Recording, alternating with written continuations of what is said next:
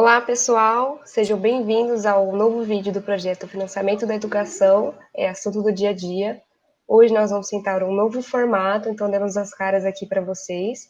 Temos um convidado muito especial, o professor José Marcelino, orientador e criador desse projeto. Passo a voz para você então, professor.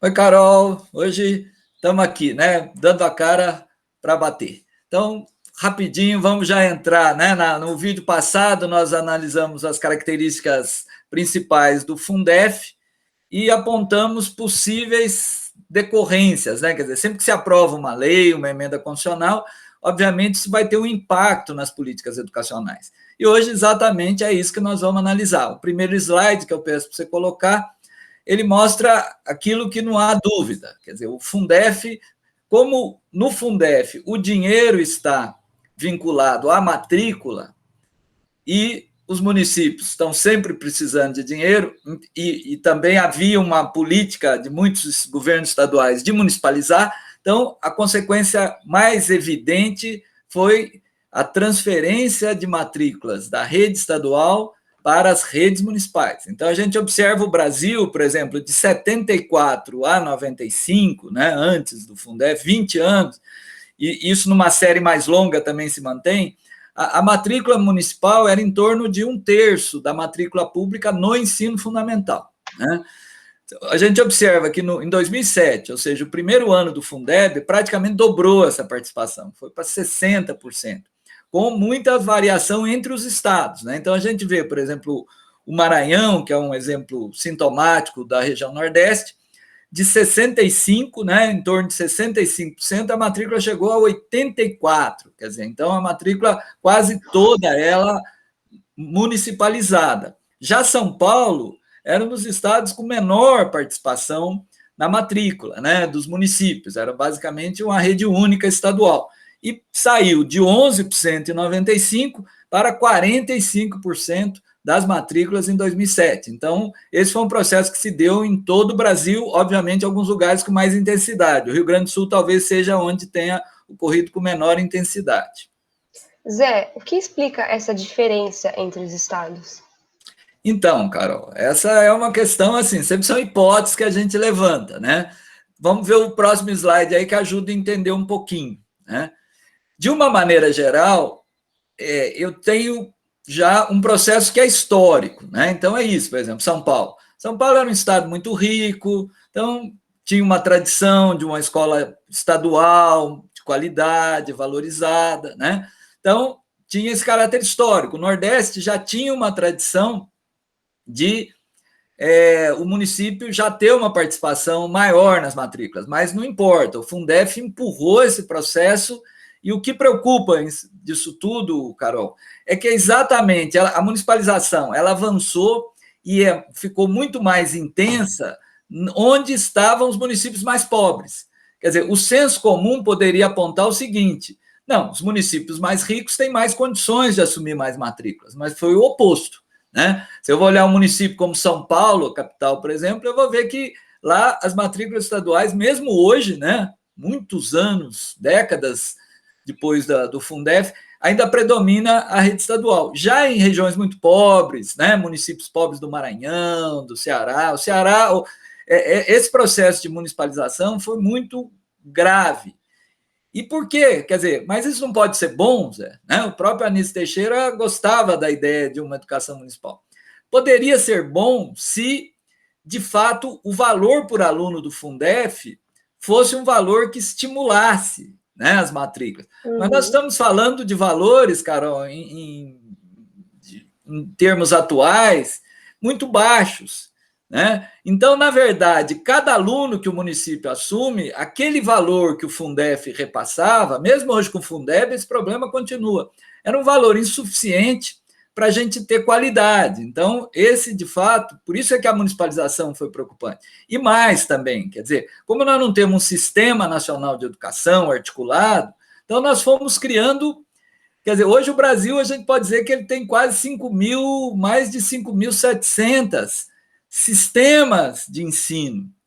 Então, isso é muito complicado, porque muitas vezes cada um tem sua norma, tem sua regra, tem sua forma de progressão. O aluno, às vezes, para terminar o fundamental, ele vai ter que frequentar, às vezes, nos anos iniciais uma escola municipal e nos anos finais uma escola estadual. Então, isso preocupa, né? Quer dizer, e num tempo muito curto, né? A gente mostrou lá, quer dizer, são menos de 10 anos, né? Foi um processo muito acelerado de municipalização. E como o Fundef só contabilizava matrículas do ensino fundamental, havia uma expectativa de que houvesse uma queda nas matrículas da educação de jovens e adultos. Isso realmente ocorreu? Então, esse é o nosso próximo slide. Então, vamos lá. Essa era, porque na emenda constitucional aprovada, admitia-se a contabilização das matrículas da educação de jovens e adultos no ensino fundamental. Então, estava lá. Só que o Fernando Henrique vetou esse princípio. Então, ou seja, abriu uma turma de EJA, aquele aluno, o município podia criar, o Estado podia criar, mas aquele aluno não seria contabilizado por recurso do Fundef. Então, houve uma enorme expectativa, né, nesse sentido, razoável, né, no sentido de reduzir as matrículas, né. O lado bom é que isso não ocorreu, né, e aí o que a pesquisa educacional tem que fazer é tentar entender. No caso da EJA, a gente pode atribuir a pressão dos movimentos, né, os fóruns de educação de jovens e adultos, né, estamos em Brasil, terra do Paulo Freire, então isso é importante, né, e com isso o governo Fernando Henrique acabou pressionado e criou o programa Recomeço, que era e depois no governo Lula virou o Fazendo Escola, que era um programa que garantia um repasse por fora do Fundef por aluno atendido em EJA.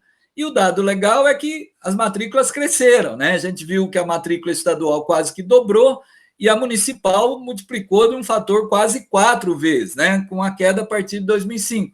E a privada diminuiu, o que é positivo, que mostra que a matrícula privada existia muito em função da omissão, né, do poder público. Então, isso mostra, assim, que mesmo quando determinada política tem um desenho, se a sociedade se mobiliza, seja pressionando o Congresso, seja pressionando o Executivo, né? Então, embora houvesse o veto, o governo foi pressionado a criar um programa e os dados indicam que o programa teve um efeito positivo. Que bom que não diminuiu, então, né? E na educação infantil? Você também tinha expectativa que a queda das matrículas diminuíssem, né? Exatamente, Carol. Agora mais um slide, né? Aí era meio líquido e certo. A gente fala, você cria um fundo que só vincula o repasse. É claro, gente, que o Fundef não é todo o dinheiro da educação, né? Mas, quer dizer, foi uma mexida, né? Foi algo assim, que ninguém estava... mexeu na estrutura de finanças dos estados, dos municípios, e o governo federal, né, ficou ali na moita. Todo mundo achava que o Fundef era dinheiro federal. E a gente vai ver que o governo federal não pôs nada de dinheiro no Fundef, né? Então, assim, havia essa expectativa, porque é a mesma coisa. Se eu assumir uma vaga no ensino fundamental, eu recebo dinheiro do Fundef. Se eu criar uma vaga em creche, eu não recebo, né? Então, essa era a expectativa.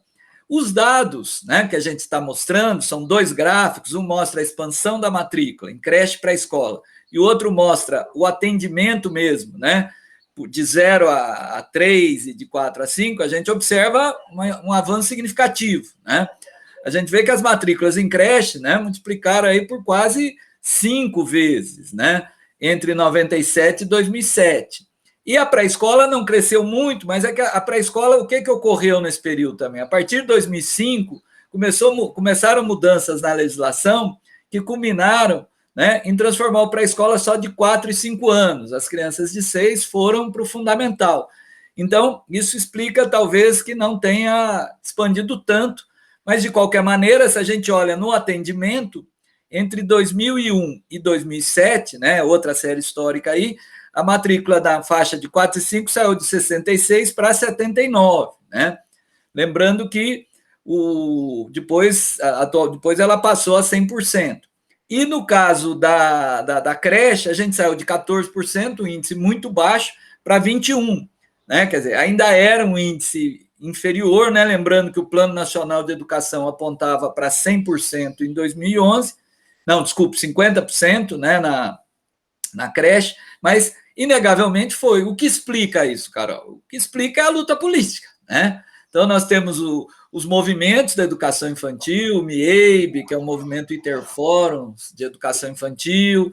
Nós tivemos o Ministério Público também, que teve um papel importante, né? Porque a creche e a pré-escola, mesmo antes da pré-escola ser obrigatória, né? A creche, ela é um direito, ambas são um direito, então, quer dizer, houve demandas, as famílias também foram à justiça, e felizmente, apesar do Fundef pressionar, é claro que a gente não sabe como é que seria essa expansão se o Fundef tivesse incluído a educação infantil, né, Carol? Quer dizer, a gente está vendo o que ocorreu, né? Poderia ter expandido mais, né? Se as matrículas fossem contempladas também no Fundef. Mas, felizmente, né, a perda não foi, quer dizer, houve uma expansão. Que bom que a educação infantil também não diminuiu, assim como hoje. Bom, Zé, agora conta qual foi o golpe que o governo federal deu nos estados e municípios na forma de calcular o complemento da União. Esse foi o famoso calote, né? Vamos trazer isso. Esse é o último slide, já estamos terminando. O que foi esse calote, gente? O Fundef, no primeiro ano, a gente comentou isso no vídeo anterior. No primeiro ano, o valor foi fixado em R$ 300. A partir do segundo ano, a norma estabelecia que, pelo menos, o valor mínimo teria que ser igual à média dos recursos do fundo colocados por estados e municípios. Só que a norma também dizia que quem fixava é o executivo, mas tinha uma regra. Só que o governo Fernando Henrique, e mesmo depois o governo Lula, ele não seguiu essa regra, a regra da média, né? Sem falar que tinha a regra do custo-qualidade também a partir de 2001, quer dizer, que aí seria mais do que a média. Para vocês terem uma ideia do calote, a gente montou esse gráfico. Esse gráfico a gente mostra o valor mínimo, tá vendo? Então, em 98, que foi o primeiro ano que o Fundef passou a ser obrigatório, esse valor mínimo foi 315. Pela regra, teria que ser 433, percebe? No segundo ano, 315, já tinha que ser 474. No último ano do Fundef, o mínimo foi 683 e a média foi 1.200 quase, ou seja, quase o valor mínimo foi fixado em quase metade daquilo que deveria ser. Isso foi gerando uma dívida do governo federal, que o governo federal negava, né? Isso foi parar no Supremo, né? E para você ter uma ideia, quer dizer, no final foram quase 4.000 municípios que foram prejudicados, né? Depois provavelmente você vai achar alguma coisa aí na mídia, Carol, sobre isso, e 90 bilhões que estão sendo cobrados. E o pior, Carol, para contar, porque agora o governo federal está pagando. Só que aí tem prefeito que está dizendo, não, esse dinheiro aqui eu não preciso usar para educação, né? O Fundef, é importante lembrar, 60% tinha que ser para os profissionais do magistério. Então, obviamente, se isso é uma dívida do Fundef, 60% tem que ir para os profissionais do magistério. E tem prefeito que está falando, não, isso aqui não vai para professor. Então, só para você ter uma ideia como é complicado. E o governo Bozo também parece que está querendo usar esse dinheiro para outra coisa. Porque ele fala, não, então tá bom, eu tenho que pagar mesmo. Então, assim, só para ter uma ideia da luta, né? Eu acho que isso é que é importante. Primeiro, o impacto de uma emenda constitucional, que é uma coisa muito forte, e também como a dinâmica, né, dos movimentos sociais, da sociedade, acaba dando outros contornos. Legal, professor, muito obrigada. Espero que todos tenham gostado desse novo formato. A gente tentou fazer algo diferente para ficar mais dinâmico, né? Para a gente humanizar um pouco esse momento que nós estamos vivendo. No mais, é isso aí. Falou!